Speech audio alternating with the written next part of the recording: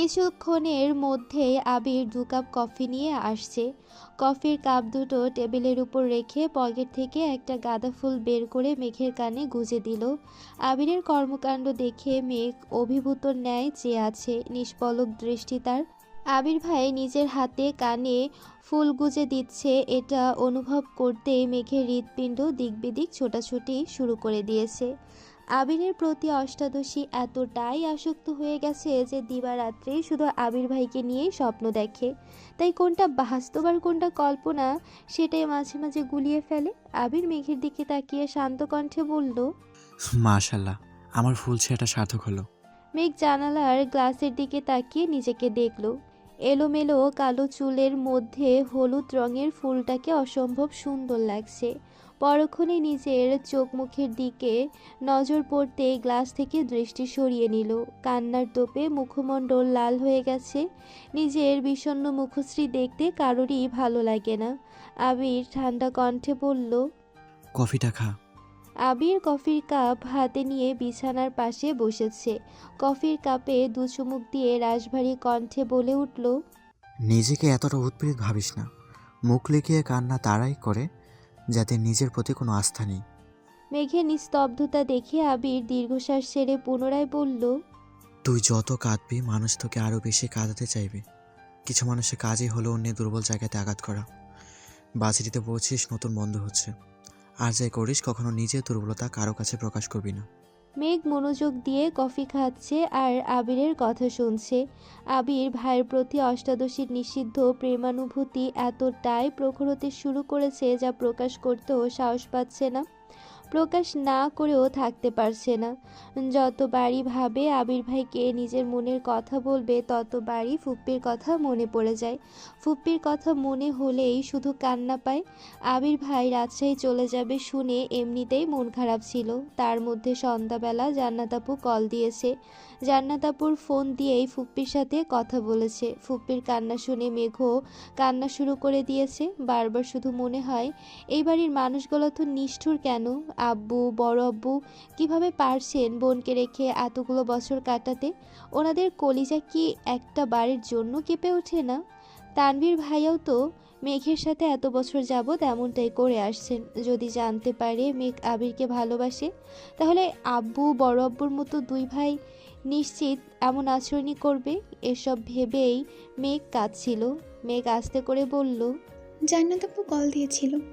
আবির ঠান্ডা কণ্ঠে জবাব দিল, আমি জানি ফুপির সঙ্গে তোর কথা হয়েছে, এটাও জানি। মেঘ শীতল কণ্ঠে শুধালো, ফুপি কি আমাদের বাসায় আসবেন না? ফুপির জন্য আমার খুব কষ্ট হচ্ছে। কথাটা বলেই মেয়ে আবারও কান্না শুরু করে দিয়েছে। আবির অত্যন্ত ধীর কণ্ঠে বলে উঠল, তুই 1 মাসে এত অধৈর্য হয়ে যাচ্ছিস, অথচ ফুপ্পি 28 বছর যাবত এই কষ্ট সহ্য করেই বেঁচে আছেন। ফুপ্পি কিছু বললে তুই যদি সঙ্গে সঙ্গে কান্না শুরু করিস তখন তো ফুপ্পি আরও বেশি ভেঙে পড়বেন।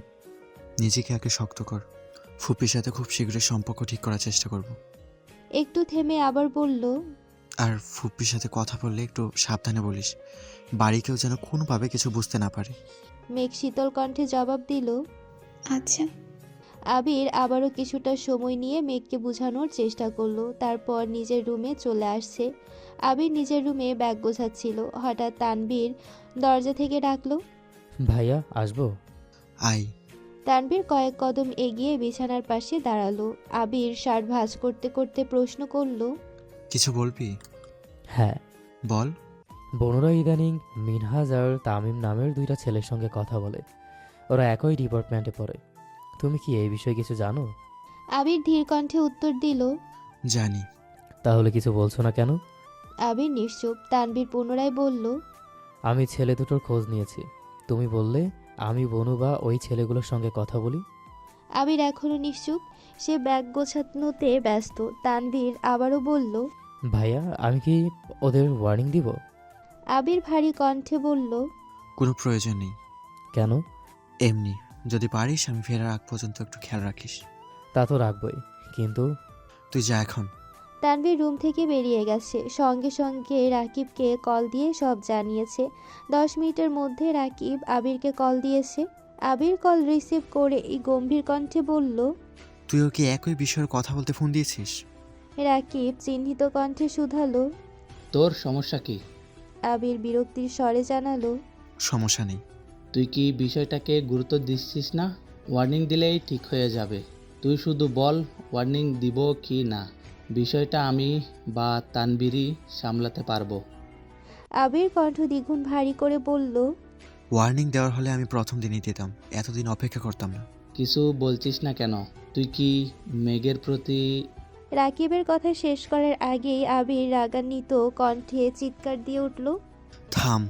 মেঘকে ছাড়া আমি আমার অস্তিত্ব কল্পনা করতে পারবো না। ওকে নিয়ে আমি কোনো প্রকার নেগেটিভ কথা শুনতে চাই না। তাহলে বিষয়টাকে গুরুত্ব কেন দিচ্ছিস না? আমি মেঘকে চাই, আমৃত আমি ওকেই চাইব। মেঘ ব্যতীত এই আবিরের হৃদয় স্পর্শ করার সাধ্যে পৃথিবীর কারো নেই। কিন্তু আমি চাইলে তো হবে না। মেঘকে তো বুঝতে হবে ওর মনে আমার জন্য সমপরিমাণ ভালোবাসা আছে কিনা। এই আবির কি মাহাতিবা খান মেঘের হৃদয়ে তোলপা চালাতে সক্ষম কিনা, এটা তাকেই বুঝতে হবে। একটু থেমে দীর্ঘশ্বাস ছেড়ে আবার বলে উঠল। কতদিন আর সব কিছু থেকে আটকে রাখবো? এখন বাসিরিতে পড়ছে, চারপাশে কত চাকচিক্যময় পরিবেশ। সব কিছু বেড়ে ওর মন যদি আমায় খুঁজে নেয়, তবেই না আমার ভালোবাসা পূর্ণতা পাবে। রাকিব রাগান্বিত কণ্ঠে বলল। তোর এই পাগলামির পরিমাণ খুব ভয়ানক হবে, মিলিয়ে নিস। এখনো সময় আছে, তুই শুধু একবার বল। আবির কণ্ঠ তিনগুণ ভারী করে বলা শুরু করলো। জীবনটা তো এমনিতেই তছনছ হয়ে গেছে, ভয়ানক পরিণামের আর কি বা বাকি আছে? তুই বিশ্বাস কর রাকিব, ওরে কাঁদতে দেখলে আমার কলেজে কেঁপে ওঠে। মনে হয় আমার হৃৎপিণ্ডটা কেউ অবিরত ছুরি দিয়ে আঘাত করছে। আজ যখন বুঝতে পারি এই কান্নার কারণটা আমি, তখন নিজেকে বড্ড অপরাধী মনে হয়। এই জীবন তো আমি চাইনি রাকিব, ওকে কাঁদাবো বলে তো ভালোবাসিনি। তবে কেন আমার সাথে এমনটা হলো? রাকিব কথা খুঁজে পাচ্ছে না, আমতা আমতা করে বলল। তাক, চিন্তা করিস না, সব ঠিক হয়ে যাবে ইনশাল্লাহ। আবির আর কোনো কথা বলেনি, ফোন কেটে দিয়েছে। ভোরবেলা রওনা দিতে হবে, ব্যাগ গুছিয়ে ঘুমিয়ে পড়েছে। আবির রাজশাহীতে গেছে 3 দিন হলো। আজকে মালিহা খান ভাইয়ের বাড়ি থেকে ঘুরে আসছেন। মাইশার বিয়ে আগামী মাসের মাঝামাঝিতে ঠিক করা হয়েছে। ততদিনে মিম আর আদির পরীক্ষা শেষ হয়ে যাবে। মিম আর আদির সামনে পরীক্ষা বলে লেখাপড়া একটু বেশি করতে হচ্ছে। আকলিমা খান ছেলে মেয়েকে পড়ানোতে ব্যস্ত। মেঘ শুয়ে বসে আর টিভি দেখে দিন কাটায়। সন্ধ্যার পর মেঘ টিভিতে প্রোগ্রাম দেখছিল। মালিয়া খান মেঘের পাশের সোফায় বসে শান্ত কণ্ঠে জিজ্ঞেস করলেন। তোর ভাইয়ের সাথে কি আজকে কথা হয়েছে? মেঘ টিভির থেকে মনোযোগ সরিয়ে বড় আম্মুর দিকে তাকিয়ে বলল। কোন ভাই? মালিয়া খান ভনিতা সারাই বললেন। আবিরের সাথে কি আজকে কি কথা হয়েছে? মেঘ ঠান্ডা কণ্ঠে উত্তর দিল। আমার সঙ্গে তো কথা হয়নি। সকালে আম্মুর সাথে কথা হয়েছিল। মালিয়া খান কিছুটা গম্ভীর কণ্ঠে বললেন। তোরা ভাই বোনেরা এমন কেন? আমার ভাইয়েরা বিয়ের এত বছর পরেও প্রতিদিন কেউ না কেউ ফোন দিয়ে আমার খোঁজ খবর নাই। আর তোরা এখনই কথাবার্তা বলিস না? তোদের বিয়ে দিলেই শ্বশুর বাড়ি থেকে তো জীবনেও ভাইদের খবর নিবি না। বিয়ের কথা শুনেই মেঘের মন খারাপ হয়ে গেছে। বাবা মা, বড় আম্মু, কাকিয়া, ভাই বোনদের ছেড়ে যেতে হবে ভেবে এত বছর বিয়ের কথা শুনলে মেঘের রাগ উঠে যেত। এখন সবার সঙ্গে আরও একজন ওতপ্রোতভাবে জড়িয়ে আছে। আবির ভাইয়ের প্রতি তার অসীম ভালোবাসার পরিমাণ কি হবে? আবির ভাই ছাড়া অন্য কাউকে নিয়ে ভাবতেই পারে না সে। মালিয়া খান আদেশের স্বরে বললেন। আবিরকে একটা কল দে তো। আমি সকাল 11টায় কল দিলাম, বিকেলেও দিলাম, কিন্তু তোর ভাই তো কল ধরছে না। কল দিয়ে দেখ তো ধরে কি না। মেঘ পাশ থেকে ফোন নিয়ে আবিরের নাম্বারে ডায়াল করলো। কয়েকবার রিং হওয়ার পরই রিসিভ হলো। মেঘ তৎক্ষণাৎ বড় আম্মুর দিকে ফোন এগিয়ে দিল। আবির টি বলতেই মালিয়া খান বলে উঠলেন। সারাদিন কই ছিলি? সকালেও কল দিলাম, বিকালেও কল দিলাম। আবির বিস্ময় সমেত তাকিয়ে ভারী কণ্ঠে বলে। আম্মু? মালিয়া খান পুনরায় বললেন। কোথায় আছিস? আবির ঢোক গিলে তপ্ত স্বরে বলল। বলে ফোন রেখে অফিসে চলে গেছিলাম, মাত্রই রুমে আসছি। আবিরের আম্মু মুখ গোমড়া করে বললেন। ফোন যে রেখে গেছিলি সেটা কি জানানোর দরকার ছিল না? আমি চিন্তায় চিন্তায় অস্থির হয়ে যাচ্ছিলাম। আবির ঠান্ডা কণ্ঠে উত্তর দিল। আম্মু তোমাকে তো বলেছি আমার জন্য এত চিন্তা করো না। তুমি কখন আছো সেটা বলো। আসছি দুপুরের পরে। মাইশার বিয়ে ঠিক হয়েছে আগামী মাসে। শোন, তোর মামা সহ বাড়ির সবাই কম করে হলেও 100 বার করে বলে দিচ্ছি যেন তুই বিয়েতে যাস। সেসব নিয়ে বাবার সময় আছে। তোমার শরীরের কি অবস্থা? আলহামদুলিল্লাহ, সুস্থ আছি। তুই কেমন আছিস বাবা? কবে আসবি? আলহামদুলিল্লাহ ভালো আছি। কবে আসবো এখনো বলতে পারছি না। কেন? তুই আসলেই বলবো। আচ্ছা, মেঘ কোথায়? এখানেই আছে। ফোনটা ওকে দাও তো। নে, তোর ভাই কথা বলবে। এই বলে ফোনটা মালিয়া খান মেঘের দিকে এগিয়ে দিল। মেঘ কাঁপা কাঁপা হাতে ফোনটা নিল। আবির ভাইয়ের সঙ্গে কথা বলতে গেলে এখনও অস্বস্তিতে ভোগে মেয়েটা। মেঘ ফোন হাতে নেওয়ায় মালিয়া খান উঠে রান্নাঘরের দিকে চলে গেছেন। মেঘ ফোন কানে ধরে শীতল কণ্ঠে সালাম দিল। আবির সালামের উত্তর দিয়ে গম্ভীর কণ্ঠে শুধালো। তুই যে কাজগুলো করিস সেগুলো কি বুঝে করিস? মেঘ ভয়ে ভয়ে শুধালো। কি? তুই যে হুট করে আম্মুর কাছে ফোন দিয়ে দিলে, আমি তো তুই ভেবে কথা বলছিলাম। যদি কিছু বলে ফেলতাম। কি বলে ফেলতেন? সে যাই বলি, এমন কাজ আর কখনো করবি না। ফোন কাউকে দেওয়ার আগে বলে তারপর দিবি, মনে থাকবে? হ্যাঁ। আগেও কি কল দিয়েছিলে? মেঘ আস্তে করে বলল। না। তা দিবি কেন? আমি বাড়িতে না থাকলে তো তোর ঈদ লেগে যায়। নিজের মতো চলতে পারিস, সব কিছু করতে পারিস। মেঘ বিড়বিড় করে বলল। আপনাকে কল দিতে ভয় লাগে। কথাটা শোনা মাত্র আবিরের মেজাজ খারাপ হয়ে গেছে। কপাল গুটিয়ে অত্যন্ত পুরো কণ্ঠে বলল। খুব ভালো, আমার মাথা ব্যথা করছে, রাখছি। মেঘ আর কিছুই বলতে পারল না। আবির কল কেটে দিয়েছে। অষ্টাদশী মন খারাপ করতে চেয়েও করতে পারল না। 3 দিন পর আবির ভাইয়ের সাথে একটু হলেও কথা হয়েছে, এতে মনটা হালকা হয়ে গেছে। তবে আবির ভাইয়ের মাথা ব্যথা শুনে চিন্তাও লাগছে। খাওয়া দাওয়া শেষ করে রাতে শুয়ে শুয়ে ভাবছে আবির ভাইকে কল দিবে কিনা। ভাবতে ভাবতে ডায়াল করলো আবিরের নাম্বারে। অষ্টাদশীর বুকে ধুকপুকানি শুরু হয়ে গেছে। বারবার মনে হচ্ছে শ্বাস আটকে আসছে। শোয়া থেকে উঠে বসেছে। আবির ফোন রিসিভ করেই বলল। সরি কেন? সন্ধ্যার আচরণের জন্য। মেঘের রক্ষী যুগল কোট্টোর ছেড়ে বাইরে আসতে চাইছে। আবির ভাই তাকে সরি বলছে, এটাও কি সম্ভব? মেঘ কোমল কণ্ঠে শুধালো। আপনার মাথা ব্যথা কি কমেছে? আবির ঠাট্টা স্বরে বলল। যদি বলি কমেছে তাহলে কি কথা বলবি না? মেঘ ভনিতা ছাড়াই বলে উঠল। বলবো। আবির মৃদু হেসে বলল। তার মানে কথা বলতে ফোন দিছিস? মেঘ আমতা আমতা করে উত্তর দিল। না। আবির ভ্রুকুচকে প্রশ্ন করল। তাহলে ফোন কেন দিছিস? মেঘ মন খারাপ করে বলল। জানি না। আবির সশব্দে হেসে বলে। হায় আল্লাহ, এত কনফিউজড। হাসি থামিয়ে আবির স্বাভাবিক কণ্ঠে বলে উঠল। চিন্তা করিস না, খাবার খেয়ে ওষুধ খাইছিলাম, এখন মাথা ব্যথা কমেছে। তুই কি করিস? আমি বসে আছি। খেয়েছিস? হ্যাঁ। ক্লাসে গেছিলি? জি। মেঘ মোলায়েম কণ্ঠে বলল। আবির ভাই? সেই সুপরিচিত কণ্ঠে আবির বলে। হুম। মেঘ চোখ বন্ধ করে সেই শব্দটা অনুভব করার চেষ্টা করলো। তারপর ঢোক গিলে নিজেকে সংযত করে প্রশ্ন করলো। আপনি বাসা আসবেন কবে? আবির নিজের চুল ঠিক করতে করতে বলল। বাসার কেউ তো আমার কথা মনেই করে না, তাই ভাবছি এখানেই থেকে যাব। আবিরের কথায় মেঘের অভিমান হলো। মেঘ বিছানা থেকে নেমে বেলকনিতে গিয়ে দাঁড়ালো। নিচে রাখা আবিরের বাইকটা দেখে মুচকি এসে বলল। আচ্ছা, সাবধানে থাকবেন। দোয়া করি ভালো থাকুন। রাখছি। আবির উচ্চস্বরে বলে উঠল। এই ওয়েট। মেঘ মৃদু হেসে শুধালো। কিছু বলবেন? আবির দীর্ঘশ্বাস ছেড়ে উত্তর দিল। কাজ শেষ করতে পারলে পরশু চলে আসবো ইনশাল্লাহ। মেঘ ভাব নিয়ে প্রশ্ন করল।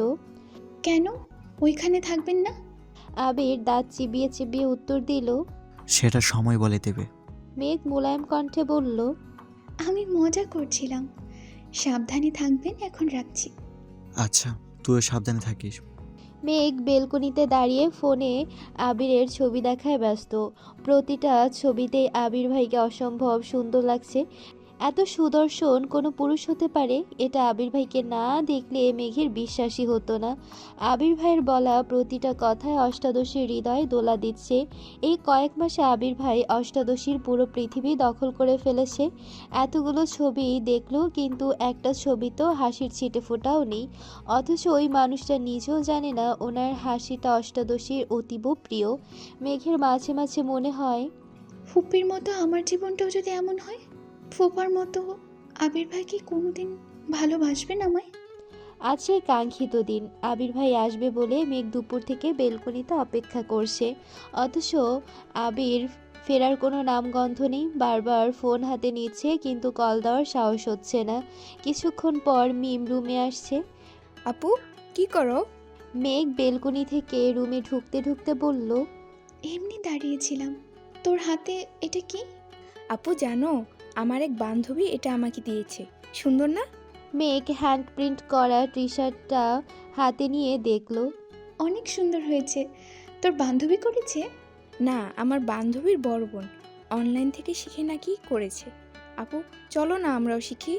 তোর শিখতে হবে না, সামনে তোর পরীক্ষা না। আমি শিখে তোকে একটা জামা ডিজাইন করে দেবো, ওকে? আপু সত্যি? মেঘ একগাল হেসে উত্তর দিল। সত্যি সত্যি সত্যি। খুশি? মিম মেঘকে জড়িয়ে ধরে বলল। অনেক খুশি। মিম মেঘের রুম থেকে বের হতেই আবিরের সাথে দেখা। মিম হাসি মুখে প্রশ্ন করল। ভাইয়া কেমন আছেন? ভাইয়া শব্দ শুনেই মেঘের হৃৎপিণ্ড বেড়ে যাচ্ছে। মেঘ দ্রুত পায়ে এগিয়ে গেল দরজার দিকে। আবির স্বাভাবিক কণ্ঠে বলল, আলহামদুলিল্লাহ ভালো, তুই কেমন আছিস? ভালো। নিচে তোদের জন্য খাবার রেখে আসছি, যা। মিম চলে গেছে। মেঘের হাতে মিমের দেওয়া টি শার্টটা ডিজাইন দেখার জন্য রাখছিল। আবির মেঘের দিকে তাকিয়ে পরপর দুবার ভ্রু নাচালো। সহসা মেঘের মুখে হাসি ফুটে উঠেছে। আবির মেঘকে আপাতমস্তক দেখে কপাল কুঁচকে বলল। হাতে ওটা কি? মেঘ টি শার্টটা খুলে দেখালো। এটা মিমের বান্ধবী মিমকে দিয়েছে। আবির কপাল কুঁচকে পুনরায় শুধালো। তো এটা তোর কাছে কেন? মেঘ আস্তে করে বলল। আমি হ্যান্ড পেইন্টিং শিখবো। আবির দ্বিগুণ ভারী কণ্ঠে শুধালো।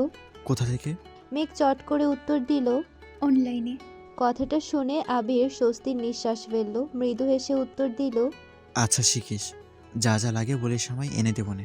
পকেট থেকে 2টা কিটক্যাট চকলেট বের করে মেঘকে দিয়ে নিজের রুমে চলে গেল। মেঘ দরজায় দাঁড়িয়ে আবিরের হাঁটার দিকে তাকিয়ে আছে। 2 দিন পর আবিরের মামাতো বোন মাইশার বিয়ে। আবিরের মামা দিনে কয়েকবার করে ফোন দিচ্ছেন। বাসায় এসেও সবাইকে বলে গেছেন। আবির সন্ধ্যার দিকে ছাদের একপাশে বসে আছে। তানবীর পেছন থেকে ডাকলো। ভাইয়া। তার পেছনে না তাকিয়েই উত্তর দিল। এদিকে আয়। তানবীর আবিরের কাছে আসতে আসতে ভারী কণ্ঠে বলল। আগে থেকেই বলা ছিল, এখন থেকে তোমার বউ তুমি সামলাবে। নিজের বউ নিজে নিয়ে যাও বিয়েতে, আমায় যেতে বলো না। তুই বিয়েতে যাবি না? আমি কিভাবে যাব বলো? সামনে সভাপতি নির্বাচন। এই অবস্থায় আমার পক্ষে 3-4 দিনের জন্য বিয়েতে যাওয়া অসম্ভব। তুমি যাও, সমস্যা নেই, আমি বিয়ের দিন যাব। আবির গম্ভীর কণ্ঠে বলল। আমার তো যেতে সমস্যা ছিল না, কিন্তু কিন্তু কি? মালার জন্য একটু টেনশন হচ্ছে। গত 2 বছর যাবৎ মেয়েটা আমায় অতিরিক্ত জ্বালাইতেছে। দিন রাতে শুধু মেসেজ আর কল দেয়। সব ঝামেলার মূলে আমার বাসার মানুষ। মালা ফোন কিনছে ভালো কথা, আম্মু আমার নাম্বারটা কেন দিতে হলো? প্রথমবার ভালোভাবে কথা বলছি, সম্পর্কে মামাতো বোন আমি ওইভাবে কথা বলছি। এরপর থেকে প্রায় কল দেই। কয়েকবার নর্মালি কল রিসিভ করেছি। আমি মামা মামির সাথে কথা বলি আর ওই মেয়ে দেখি কেমন করে তাকায় থাকে। যখন তখন ফোন দেই, কি উল্টাপাল্টা কথা বলে। দমক দিলে মামা মামির হাতে ফোন ধরিয়ে দেয়। মামা মামিকে তো কিছু বলতে পারি না।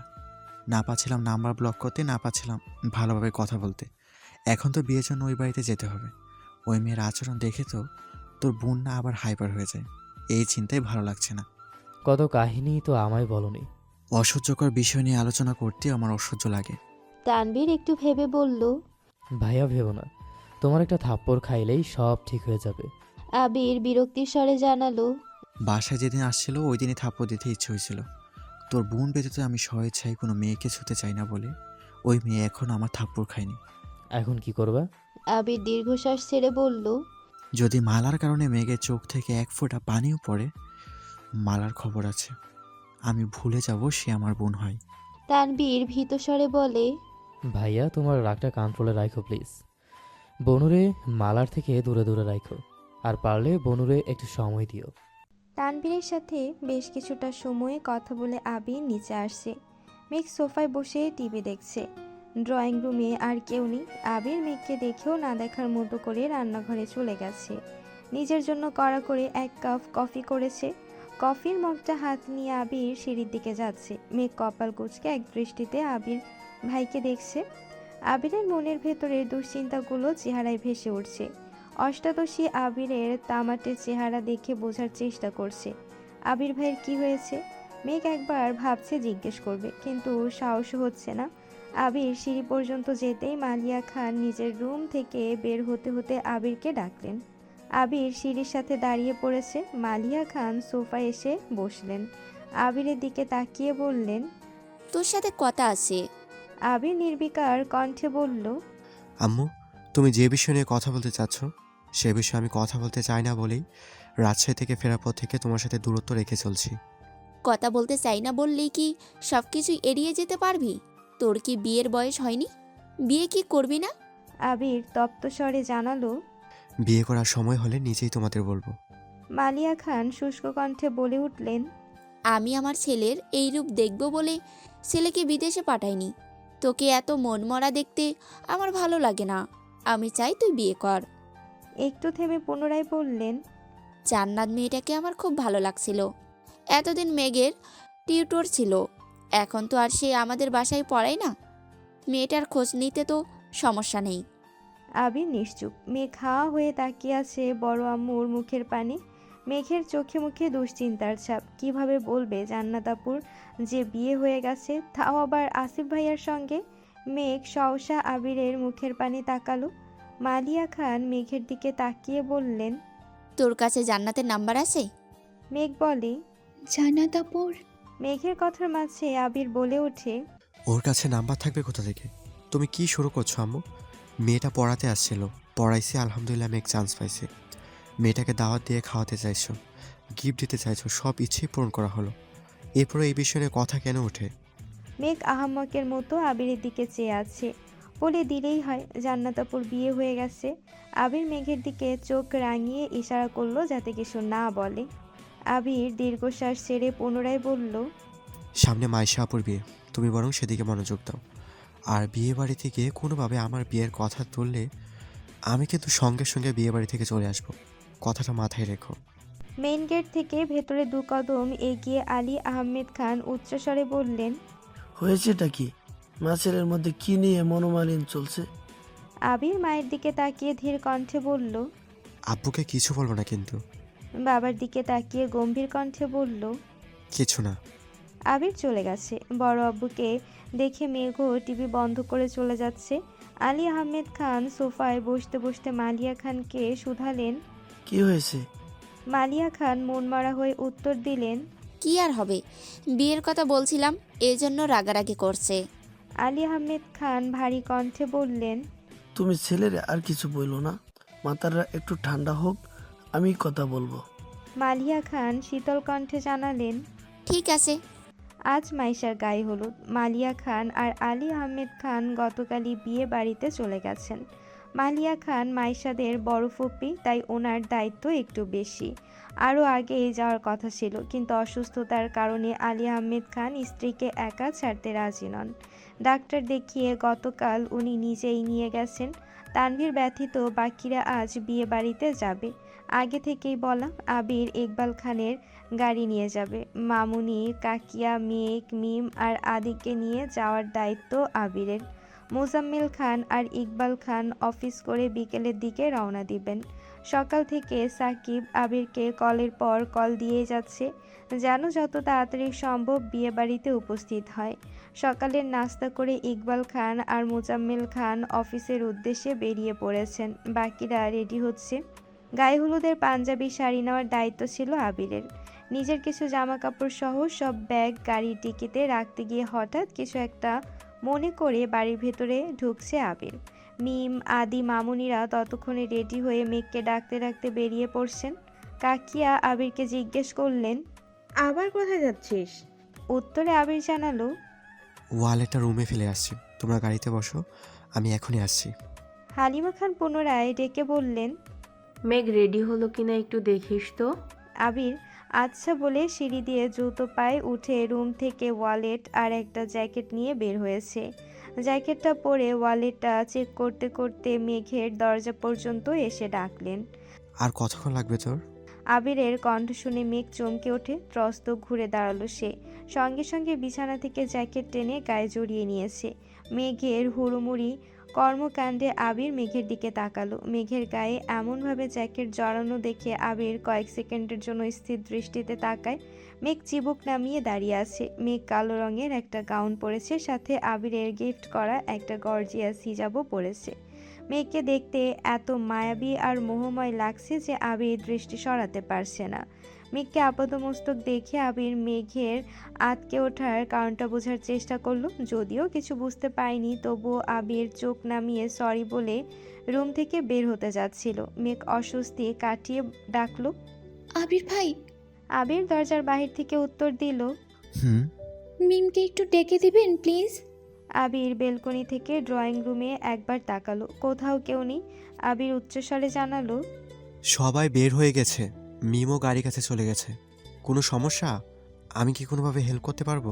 মেঘ কি করবে বুঝতে পারছে না। মিমকে বেশ কয়েকবার ডেকেছে, আদি আর মিম হই হুল্লোড় করে বেরিয়ে গেছে, তাই মেঘের ডাক মিম আর শোনেনি। আবির ভাইকে বলবে কিনা বুঝে উঠতে পারছে না। মেঘকে নিস্তব্ধ থাকতে দেখে আবির পুনরায় মেঘের রুমে ঢুকেছে। আবির রুমে ঢুকতেই মেঘ আটকে উঠল, বৃহৎ চোখে তাকালো। আবির ভ্রু কুঁচকে প্রশ্ন করলো, কি হয়েছে?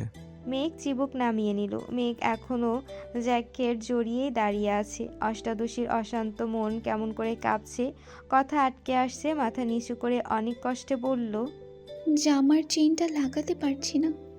আবির স্বাভাবিক ভঙ্গিতে মেঘের কাছে এগিয়ে এলো। আবিরের আজ্ঞানুতে অষ্টাদশীর হৃৎপিণ্ডের মাত্রা বাড়তে শুরু করেছে। আবির মেঘের কাছাকাছি দাঁড়িয়ে শান্ত কণ্ঠে বলল, ওইদিকে ঘুর। মেঘ না চাইতে আবিরের দিকে পিঠ করে দাঁড়ালো। জ্যাকেটটা ধরে রাখার শক্তিটুকুও পাচ্ছে না। আবির জ্যাকেটে হাত দিতে মেঘ জ্যাকেট ছেড়ে দিয়েছে। পড়ে যেতে নিলে আবির তাড়াতাড়ি জ্যাকেটটা ধরে বিছানার উপর রাখলো। হেজাব দিয়ে সম্পূর্ণ পিঠ ঘোরা। আবির অতি সন্তর্পণে পিঠ থেকে হেজাবটা সরায়। সহসা অষ্টাদশীর উজ্জ্বল বর্ণের পিঠ উন্মুক্ত হয়। না চাইতো আবিরের নজর পড়ে সেই আচ্ছাদিত পৃষ্ঠে, যেখানে পাশাপাশি দুইটা কৃষ্ণবর্ণের বিউটি স্পট ঝলমল করছে। আবির ঢোক গিলে দৃষ্টি সরিয়ে নিল। আবিরের বক্ষ পিঞ্জরে আবদ্ধ হৃৎপিণ্ডটা দিক বেদিক ছুটছে, যেন পাঁজরের হাড় ভেঙে বেরিয়ে আসবে এখনই। আবিরের সর্বাঙ্গ ঘামতে শুরু করেছে। আবিরের হাত কাঁপছে। অন্যদিকে তাকিয়ে কাঁপা কাঁপা হাতে জিপারের স্লাইডারে ছুতে গেলে উষ্ণ হস্তের 3 আঙ্গুল মেঘের উন্মুক্ত পিঠ স্পর্শ করে। আবির আর মেঘ দুজনের গাত্র এবার একসঙ্গে কম্পিত হলো। আবিরের স্পর্শে অষ্টাদশীর অঙ্গে অব্যক্ত শিহরণ জাগছে। দেহের প্রতিটা শিরা উপশিরায় তুফান শুরু হয়ে গেছে। কয়েক সেকেন্ডের ব্যবধানে শরীরের প্রতিটা লোম দাঁড়িয়ে পড়েছে। মেঘ চোখ বন্ধ করে দাঁড়িয়ে আছে, তবে তার দাঁড়িয়ে থাকার শক্তি ক্রমশ কমে আসছে। আবির তাড়াহুড়া করে স্লাইডার টেনে উপরে উঠিয়ে দ্রুত পায়ে রুম থেকে বের হয়ে গেছে। সিঁড়ি দিয়ে নামতে নামতে পরনের জ্যাকেটটা খুলে ফেললো। মনে হচ্ছে সারা শরীর থেকে গরম বাতাস বের হচ্ছে। চোখের সামনে বারবার প্রেয়সীর উন্মুক্ত পৃষ্ঠ ভেসে উঠছে। নিচে এসে চেয়ার টেনে বসে এক নিঃশ্বাসে এক গ্লাস পানি শেষ করলো। দীর্ঘশ্বাস ছেড়ে নিজেকে ধাতস্থ করার চেষ্টা করলো। পকেটে থাকা ফোনটা অবিরত ভাইব্রেশন হচ্ছে। ফোন বের করে কল রিসিভ করলো। সাকিব কল দিয়েছে। কথা বলতে বলতে মেন গেট পেরিয়েছে। মামুনি আর কাকিয়া গাড়িতে বসে আছেন। মিম আর আদি ছোটাছুটি করছে। কে সামনে বসবে সেটা নিয়েই দুই ভাই বোন বিবাদ করছে। আবিরকে বের হতে দেখেই দুজন শান্ত হয়ে গেছে। অন্যদিকে আবিরের প্রস্থানের পরপরই অষ্টাদশী ধপ করে বিছানায় বসে পড়েছে। উন্মুক্ত পৃষ্ঠে আবির ভাইয়ের স্পর্শ অনুভব করতেই বারবার শিহরিত হচ্ছে মেঘের গাত্র। যা ভেবেছিল জ্যাকেটটা পরবে, কিন্তু এখন মনে হচ্ছে গ্রীষ্মের প্রখর রোদে পুড়ছে তার দেহ। কিছুক্ষণের মধ্যে নিচে নামলো মেঘ। আবির গেটে তালা ঝুলিয়ে গাড়ির কাছে আসতেই শুনতে পেল 3 ভাই বোনের কথোপকথন। 3 জনই সামনে বসার জন্য উঠে পড়ে লেগেছে। আবির সেদিকে মনোযোগ না দিয়ে ড্রাইভিং সিটে বসে পড়ল। আকলিমা খান গাড়ির ভেতর থেকে ডাকলেন, কিরে তোরা কি গাড়িতে উঠবি? মেঘ বাকিদের উদ্দেশ্যে বলছে, শোন, আবির ভাই যে রাগী, গাড়িতে বসে ঘাড় ঘোরালেই দেবে মার। তোরা কেউ সামনে বস, আমি বরং পেছনেই বসবো। মেঘের কথা শুনে মিম আর আদি দুজন দুজনের দিকে তাকালো। আদি দৌড়ে এসে মায়ের পাশে বসে পড়েছে। আদির পেছন পেছন মিমও ছুটে এসে বলছে। আমিও আম্মুর সাথে যাব। মেঘ মনমরা হয়ে বলল, কি আর করার, তাহলে তো আমাকেই সামনে বসতে হবে। ওপরে ওপরে মনমরা ভাব দেখালেও মনের ভেতর তার রাজ্য জয়ের খুশি। মেঘ যে মনে মনে তাই চাইছিল এটা তো আর তারা জানে না। আবির ভাই গাড়ি চালাবে আর মেঘ পেছনে বসবে, তা হতেই পারে না। গতকাল রাত থেকে প্ল্যান করে রেখেছে যেভাবেই হোক তাকে সামনে বসতেই হবে। মেঘ মিটিমিটি হেসে গাড়িতে উঠেছে। আবির এতক্ষণ বেখেয়ালি থাকলেও পুরো ঘটনায় সে মনোযোগ দিয়ে শুনেছে। গাড়ির জানালা দিয়ে বাহিরের দিকে তাকিয়ে হাত দিয়ে মুখ ঢেকে মুচকি হাসলো। আবির চাইলেই সবার মধ্যে মেঘকে সামনে বসতে বলতে পারতো না। মেঘ যে নিজে থেকে আবিরের পাশে বসার চেষ্টা করেছে, এতেই আবিরের মন প্রশান্তিতে ভরে গেছে। দিনকে দিন মেঘের করা পাগলামিগুলো আবিরকে তার প্রেয়সীর প্রতি আরও বেশি আসক্ত করে তুলছে। খানবাড়ির রাজপুত্র আর রাজকন্যারা ঢাকা থেকে ত্রিশালের উদ্দেশ্যে যাত্রা শুরু করেছে। আবিরের মামার বাড়ি ময়মনসিংহ বিভাগে ত্রিশালে। যানজট পেরিয়ে আসতে অনেকটাই সময় লেগে যায়। আবির পূর্ণ মনোযোগ দিয়ে গাড়ি চালাচ্ছে। মেঘ একবার রাস্তার দিকে দেখছে, মাঝে মাঝে আর চোখে আবিরকেও দেখছে। আবিরের দিকে যতবার তাকায় ততবারই বাসার ঘটনার কথা মনে পড়ে যায়। প্রতিবারই অষ্টাদশী লজ্জায় নুয়ে পড়ে। আকলিমা খান আর হালিমা খান সাংসারিক আলোচনা করতে ব্যস্ত। গাজীপুর চৌরাস্তা পেরিয়ে কিছু দূর যাওয়ার পর আবির গাড়ির কাঁচ নামিয়ে দিয়েছে। শীতল পরিবেশ, রাস্তার পাশে বিশাল আকৃতির গাছ। মেঘ একমনে তাকিয়ে সেসব দৃশ্য দেখছে আর আপন মনে কত কি ভাবছে। অষ্টাদশের অশান্ত মনে ছোটাছুটি করছে কত শত প্রেমময় বার্তা। আচমকা আবির রাস্তার পাশে গাড়ি থামাতে মেঘসহ বাকিরাও চমকে ওঠে। আবির মামুনি আর কাকিয়ার উদ্দেশ্যে বলে, তোমরা একটু বসো, আমি আসছি। 5 মিনিটের মধ্যে একটা শপিং ব্যাগ আর কিছু খাবার নিয়ে গাড়িতে উঠেছে। খাবারগুলো মিমদের দিয়ে শপিং ব্যাগটা মেঘকে দিয়ে বলল, এটা রাখ, পরে নিব। দীর্ঘ পথ অতিক্রম করে আবিরের মামা বাড়িতে পৌঁছালো। 3 মামার বাড়ি পাশাপাশি। বড় মামার বাড়ি দোতলা বিল্ডিং। বিয়ে বাড়িতে গেট অনেক দূর থেকেই সবার চোখে পড়ছে। গেটের কাছে অনেকে অপেক্ষা করছে। মিমদের নামতে দেখে বরণডালা নিয়ে মালা ঘর থেকে বেরিয়ে আসছে। মেঘ বের হতে যাবে এমন সময় আবির মেঘের হাত টেনে 1000 টাকার নোট মেঘের হাতে দিয়ে আস্তে করে বলল, বরণ করলে এটা দিয়ে দিস। মেঘকে কেউ যেন কোনোভাবে কিছু বলতে না পারে, তাই আবির আগে থেকেই চোখ কান খোলা রাখার চেষ্টা করছে। আবিরের সামনে মালা বরণডালা ধরতেই আবির বিরক্তিকর স্বরে বলল, আমার এসব পছন্দ না, বরণ করলে ওদের কর। আবির বরণডালায় টাকা দিয়ে মালাকে পাশ কাটিয়ে বাড়িতে ঢুকে পড়েছে। মালা যথারীতি হাসি মুখে বাকিদের বরণ করলো। আবির একটু ভেতরে আসতেই সাকিব দৌড়ে এসে আবিরকে জড়িয়ে ধরে বলল, কেমন আছো ভাইয়া? আলহামদুলিল্লাহ ভালো, তুই কেমন আছিস? আলহামদুলিল্লাহ অনেক ভালো। কত বছর পর তুমি আমাদের বাড়িতে এসেছো, ভালো তো থাকতেই হবে। আবির স্বাভাবিক কণ্ঠে শুধালো, বাকিরা কোথায়? আছে, চলো। ততক্ষণে মেঘরাও বাড়িতে ঢুকে পড়েছে। আবির বারান্দায় পা রাখতে রাখতে সবার উদ্দেশ্যে সালাম দিল। সালামের উত্তর দিয়ে এক একজন এক এক প্রশ্ন করছে। তাদের মধ্যে একজন বয়স্ক মহিলা বলে উঠলেন, এইডা বাবু না? কত বড় হইয়া গেছে, মাশাআল্লাহ। বাবুরে চেনার তো কোনো উপায় নাই। উঠান থেকে মেঘ কথাটা শুনে ফিক করে হেসে দিল। আবির ভাইয়ের মতো সুপুরুষ দেহি এত লম্বা চওড়া মানুষকে কেউ বাবু বলে সম্বোধন করছে, এটা শুনেই হাসি পাচ্ছে। তারপরও নিশ্চিত হওয়ার জন্য মায়ের দিকে তাকিয়ে শুধালো, এই বাবুটা কি আম্মু? হালিমা খান বললেন, আবিরকে ওর নানা বাড়ির মানুষ ছোটবেলায় বাবু বলে ডাকতো। উনি তোর বড় আম্মুর চাচি হন। আবির মৃদু হেসে শুধালো, নানু কেমন আছো? আলহামদুলিল্লাহ ভালো আছি ভাই, তুমি ভালো আছো নি? আলহামদুলিল্লাহ। বেশ কিছুটা সময় আলাপচারিতা চলল। আবির মাইশার সঙ্গে দেখা করতে ভেতরে চলে গেছে। মাইশার রুমের সামনে এসে ডাকলো। আপু আসবো? মাইশা আবিরকে দেখে মিষ্টি করে হাসলো। বিছানা থেকে নেমে জিজ্ঞেস করলো, কেমন আছিস ভাই আমার? কত বছর পর তোকে দেখছি। আবিরের ওষ্ঠদ্বয় প্রশস্ত হলো। উত্তরে আবিরও বলল, তোমাকেও। আচ্ছা আপু, এই বিয়েতে তুমি খুশি তো? আলহামদুলিল্লাহ। আব্বু আম্মু খুশি থাকলে আমিও খুশি। শুধু একটা ইচ্ছে, যার কাছে বিয়ে দিচ্ছে সে যেন মানুষটা ভালো হয়। চিন্তা করো না, মানুষ হিসেবে ভাইয়া খুব ভালো। আমি খোঁজ নিয়েছি, তাছাড়া ওনার সাথে আমার দেখাও হয়েছে। ইনশাল্লাহ তুমি সুখী হবে। তুই দেখা করেছিলি? এর মধ্যে মিম, মেঘ আর আদিও মাইশা আপুকে দেখতে আসছে। মাইশা বরাবরই চাপা স্বভাবের একটা মানুষ, কখনো কারো বাড়িতে বেড়াতেও যায় না, তবে ফোনে প্রায় সবার সাথে কথা হয়। তাছাড়া মালিয়া খান বেড়াতে আসলে ওনার মুখে বাসার সবার কথা শোনে, সেভাবেই চেনে সকলকে।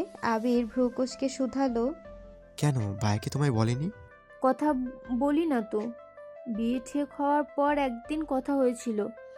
আমার কথা বলতে খুব অস্বস্তি লাগে। উনি মাঝে মাঝেই কল দেন, কিন্তু আমি রিসিভ করি না।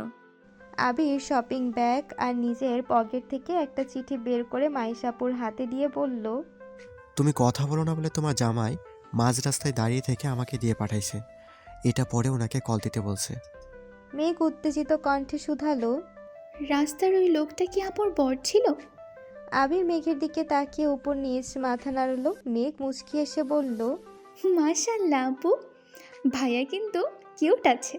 মাইশা লজ্জায় আড়ষ্ট হয়ে যাচ্ছে। মাইশা কিছু বলার আগেই আবির মেঘকে উদ্দেশ্য করে গম্ভীর কণ্ঠে বলে, হয়েছে, তোরা আর পাকনামি করতে হবে না।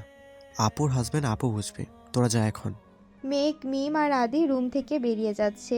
আবির পা বাড়াতেই মাইশা আবিরের হাতে খামচি কেটে আস্তে করে বলল, আমার জামাইরে কিউট বলছে, তাতে তোর এত জলে কেন?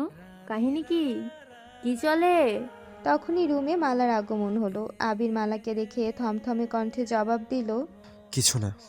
মালা বলল, ভাইয়া কেমন আছো? ভালো। আবির মাইশার থেকে বিদায় নিয়ে চলে গেছে। আবির সাকিবের সঙ্গে থাকবে, তাই গাড়ি থেকে ব্যাগ নামিয়ে সাকিবের রুমে গেল। সাকিব আর মালারাও সম্পর্কে চাচাতো ভাই বোন। মেঘ, মিম, দিশা, স্মৃতি ওরা চারজন এক রুমে থাকবে বলে ঠিক করেছে। দিশা মালার আপন ছোট বোন, স্মৃতি সাকিবের ছোট বোন। খাওয়া দাওয়া করে বিকেলের দিকে চার কাজিন মিলে পুরো বাড়ি ঘুরে দেখছিল। বিয়ে বাড়ি মানেই হইচই। বিকেল হতে হতে আত্মীয় স্বজনদের ভিড় জমতে শুরু হয়েছে। মেঘ, মিম আগেও কয়েকবার এসেছিল, তবে সেসব ছোটবেলার ঘটনা, এখন আর কিছুই মনে নেই তাদের। আবিরের 3 মামার বাড়ি পাশাপাশি হওয়ায় 3টে উঠান মিলে বাড়ির সামনে বিশাল মাঠের ন্যায় জায়গা। একপাশে খাবারের ব্যবস্থা করা হচ্ছে, আরেক পাশে গায়ে হলুদের স্টেজ করা হচ্ছে। সাকিব, মিলন, আবির এমনকি আদিও স্টেজ সাজাতে ব্যস্ত। মেঘ আবিরকে দেখেই থমকে দাঁড়ালো, পা বাড়ালো সেদিকে। স্মৃতি পেছন থেকে ডাকলো, মেঘ আপু কোথায় যাচ্ছ? ঘুরবা না? স্টেজ সাজানো দেখতে। তোমরা ঘুরে আসো, আমি যাব না। মেঘ আর কোথায় যাবে? তার আবেগের কেন্দ্রবিন্দু তো আবির ভাই। আবির ভাইকে দেখাতে যতটা শান্তি, সেই শান্তি আর কোথাও নেই। তাই মেঘ স্টেজের দিকে এগিয়ে আসলো। সাকিব মেঘকে দেখে জিজ্ঞেস করলো, কেমন আছো মেঘবতী? আলহামদুলিল্লাহ, আপনি কেমন আছেন? আলহামদুলিল্লাহ। মেঘের কণ্ঠ শুনে আবির পেছন ফিরে মেঘকে দেখলো। চুলগুলো বেঁধে মাথায় ওড়না দিয়ে রেখেছে। আবির লাইটিং সেট করতে করতে শুধালো, খেয়েছিস কিছু? জি। সাকিব মেঘকে উদ্দেশ্য করে বলল, ভাইয়া কিন্তু এখনো খাইনি। তুমি ভাইয়ার খোঁজ নিলে না কেন? আবির দাঁতে দাঁত চেপে সাকিবের দিকে তাকিয়ে বলে, বেশি কথা বললে তোর শরীরে তার পেঁচিয়ে দেব। মেঘ শীতল কণ্ঠে বলল, আমি তো জানতাম না। আবির মেঘের দিকে তাকিয়ে বলল, আমি খেয়েছি, সাকিব এমনি মজা করছে। আবির সাকিবরা কাজ করছে। মেঘ চেয়ারে বসে বসে তাদের কাজ করা দেখছে। কিছুক্ষণ পর স্মৃতি, দিশা আর মিমও চলে আসছে। সবাই চেয়ারে বসে গল্প করছে, অথচ মেঘের নজর আবিরের দিকে। আশেপাশে কে কি বলছে সেসবে কোনো মনোযোগ নেই তার। স্টেজ সাজানো প্রায় শেষের দিকে। তখন মালা একটা প্লেটে অনেক রকমের পিঠা নিয়ে আসছে। আবিরকে ডেকে বলছে, আবির ভাইয়া, তোমার জন্য পিঠা নিয়ে আসছি। মালার কথায় আবির কোনোরূপ প্রতিক্রিয়া দেখালো না, ফিরেও তাকালো না। অথচ মেঘের ছাদ করে রাগ উঠে গেছে। মনে পড়ে গেছে বাসায় আবির ভাইয়ের উপর ঢলে পড়তে যাচ্ছিল এই মালা আপু। আবির ভাইয়ের প্রতি তখন তীব্র ভালোবাসা অনুভব করতে না পারলেও সেদিন ঠিকই কেঁদেছিল সে। তবে এখন তো সে আবিরকে ভালোবাসে। আবির ভাই ভালোবাসুক বা না বাসুক, অষ্টাদশী মনে প্রাণে আবিরকে ভালোবাসে। আবিরের আশেপাশে সে কাউকে সহ্য করতে পারবে না। মেঘ ভেতরে ভেতরে রাগে ফুঁসছে। মালা পুনরায় বলল, পিঠাগুলো খেয়ে নাও ভাইয়া। আবির পেছনে না ফিরেই বলল, আমি খাবো না পিঠা, ওদের দে। হাত দিয়ে মেঘদেরকে ইশারা করলো। আবিরের কথাটা মালার পছন্দ হয়নি। আকস্মাত সাকিব বলল, 3 দিন যাবৎ এত কাজ করতেছি, আমাকেও তো একটা পিঠা সানতে পারিস। মালা সাকিবের উপর নিজের ক্ষোভ প্রকাশ করে, তুই কি বাড়ির মেহমান যে তোকে আলাদা করে পিঠা দিতে হবে? সাকিব মন খারাপ করে বলল। আজ মেহমান হতে পারিনি বলে কেউ দামি দেয় না। মালা আর কথা বাড়ালো না। মেঘের হাতে পিঠাগুলো দিয়ে চলে গেছে। পিঠাগুলো সে আবিরের জন্য আলাদা করে এনেছিল। নকশি পিঠার সবগুলোই লাভ আকৃতির। পিঠাগুলোর দিকে নজর পড়তেই দ্বিতীয় দফায় রাগ উঠে গেল মেঘের। মিমার স্মৃতির দিকে পিঠাগুলো দিয়ে বলল, আমি পিঠা খাবো না, তোরা খা। আবির সাকিবের দিকে তাকাতেই সাকিব জিজ্ঞেস করলো, কি হয়েছে মেঘবতী, পিঠা খাবে না কেন তুমি? আমাদের বাড়ির পিঠাগুলো কি অপরাধ করেছে যে তুমি তাদের শুয়েও দেখছো না? মেঘ গম্ভীর মুখ করে উত্তর দিল, পিঠা খাবো, তবে এগুলো না। সাকিব বলে, এই মিলন, মেঘবতীর জন্য পিঠা নিয়ে আয়। যত যার ঘরে পিঠা আছে সবগুলো নিয়ে আসবি। মেঘ ভ্রু কুঁচকে বলল। আমি এখন পিঠা খাবো না। মিলন সেসবে পাত্তা দেয়নি। কিছুক্ষণের মধ্যেই বড় প্লেট নিয়ে অনেক প্রকারের পিঠা এনে মেঘকে দিয়েছে। মেঘ না চাইতেও 2-1টা পিঠা খেয়েছে। আবির লাইটিংয়ের কাজ শেষ করে মেঘের পাশের চেয়ারে বসেছে। মেঘ আবিরের দিকে প্লেট এগিয়ে দিয়ে বলল, নেন, পিঠা খান। আবির 2 হাত সামনে এগিয়ে বুঝালো, হাতে ময়লা খাবে কি করে। মেঘ ভনিতা ছাড়াই বলল, হাত ধুয়ে আসুন। আবির রাশভারী কণ্ঠে বলে, কষ্ট লাগছে। মেঘ মুচকি হেসে আস্তে করে বলল, খাইয়ে দেব আমি। দিলে খারাপ হয় না। মেঘ কথাটা মজা করে বলেছিল। আবির ভাই যে এভাবে রাজি হয়ে যাবে এটা ভাবেনি। আবিরের পছন্দ মতো কয়েকটা পিঠা খাইয়ে দিয়েছে। হঠাৎ আবিরের চোখে পড়ে বড় মামার সঙ্গে আবিরের আব্বু বাড়িতে আসছেন। আবির মেঘকে বলে, আর খাবো না, তুই খা। আবির তৎক্ষণাৎ চেয়ার থেকে উঠে স্টেজে চলে গেছে। স্টেজের বাকি কাজ করছে। আবির ভাইয়ের তৎক্ষণাৎ পরিবর্তন দেখে মেঘ ভ্রু কুঁচকে তাকিয়ে রইল। মনে মনে ভাবছে, এই ব্যাটার সমস্যা কি? মাঝে মাঝে মনে হয় ওনার মতো রোমান্টিক মানুষ এই পৃথিবীতে আর একটাও নেই। আবার মাঝে মাঝে মনে হয় ওনার মতো পাষাণ আর একটাও নেই। উনি এমন কেন? আলী আহমেদ খান মিম আর মেঘকে দেখে হাসি মুখে প্রশ্ন করলেন, তোমরা কখন আসছো? বড় আব্বুর কণ্ঠস্বরে মেঘের ধ্যান ভাঙে। মিম স্বাভাবিক কণ্ঠে বলে, দুপুরের দিকে আসছি বড় আব্বু। আবিরের বড় মামা শুধালেন, খাওয়া দাওয়া করছো নাকি শুধু পিঠাই খেতে দিয়েছে তোমাদের? মেঘ আলগোছে হেসে উত্তর দিল, আমরা এসেই ভাত খেয়েছি, এখন আবার পিঠা খাচ্ছি। মামা পুনরায় বললেন, বাড়িটাকে নিজের বাড়ি মনে করবে, যা ইচ্ছে হবে নিজের হাতে নিয়ে খাবে, সেটা গাছের কোনো ফলই হোক অথবা ঘরের কোনো খাবার। মিম আর মেঘ একসঙ্গে বলল, আচ্ছা বড় মামা। হঠাৎ করেই বাড়ির পরিবেশ বদলে গেছে। হই হুল্লোড় যেন 3 গুণ বেড়ে গেছে। মাইশার শ্বশুর বাড়ি থেকে বেশ কয়েকজন গায়ে হলুদের শাড়ি, মেহেদি আরও কি নিয়ে আসতেছে।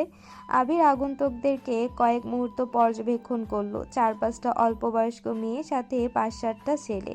মালা গেটের সামনে গিয়ে তাদের বরণ করছে। স্মৃতি আর দিশাও গেটের কাছে চলে গেছে। মিম যেতে নিলেই আবির ধমক দেয়। আবিরের ধমকে মিমের সঙ্গে সঙ্গে মেঘও কেঁপে উঠেছে। আবির মেঘ আর মিমকে উদ্দেশ্য করে বলল, তোরা এখন রুমে যা। মেহমান যাওয়ার আগ পর্যন্ত তোদের এক বোনের ছায়া যদি আমি দেখি তাহলে খবর আছে বলে রাখলাম। মেঘ মাথা নিচু করে বলল, আপুকে হলুদ লাগাবো না? আবির বিরক্তির স্বরে বলল, রাতে লাগাইস, এখন যা। মেঘ আর মিম দুজনেই মাথা নিচু করে একে অপরকে অভিযোগ জানাতে জানাতে রুমে চলে গেছে। এতদিন তানবীর ভাইয়া এমন করেছে। মিম আর মেঘ দুজনকে অতিরিক্ত শাসনে রেখেছে। এবার তানবীর আসেনি, তাই ভেবেছিল একটু আনন্দ করবে। সব আনন্দে আবির ভাই পানি ঢেলে দিল। সন্ধ্যার পরপরই মেহমান চলে গেছে। মাইশা আপু মিম আর মেঘকে খুঁজে না পেয়ে দিশাকে দিয়ে ডেকে পাঠিয়েছে। মাইশা আপুর 4 জন বান্ধবী এসেছে, মালা আপুরও 3টা বান্ধবী এসেছে, এছাড়াও খালাতো মামুতো বোনেরা তো আছেই। সন্ধ্যার পর থেকে বাড়িতে শাড়ি পরার ধুম পড়েছে। মিম আর মেঘ বিছানার একপাশে বসে সবার সাজগোজ দেখছে। মাইশা আপু বারবার দুজনকে শাড়ি পরতে বলছে। মিম শাড়ি দু চোখে সহ্য করতে পারে না, কিন্তু সবার শাড়ি পরা দেখে মেঘের খুব ইচ্ছে করছে শাড়ি পরতে, তবে আজ পর্যন্ত কখনো শাড়ি পরেনি সে, তাই শাড়ি সামলাতে পারবে না ভেবে ভয় পাচ্ছে। মাইশাপুর এক বান্ধবীকে দেখে হঠাৎ মেঘের রাকিবের গার্লফ্রেন্ডের কথা মনে পড়ে গেল। জান্নাত আপুর বিয়েতে কত সুন্দর করে সেজে আসছিল। রাকিব ভাইয়ার গার্লফ্রেন্ডকে দেখে সেদিন মেঘেরও শাড়ি পরতে ইচ্ছে হয়েছিল, তবে আজ আর সাহস পাচ্ছে না।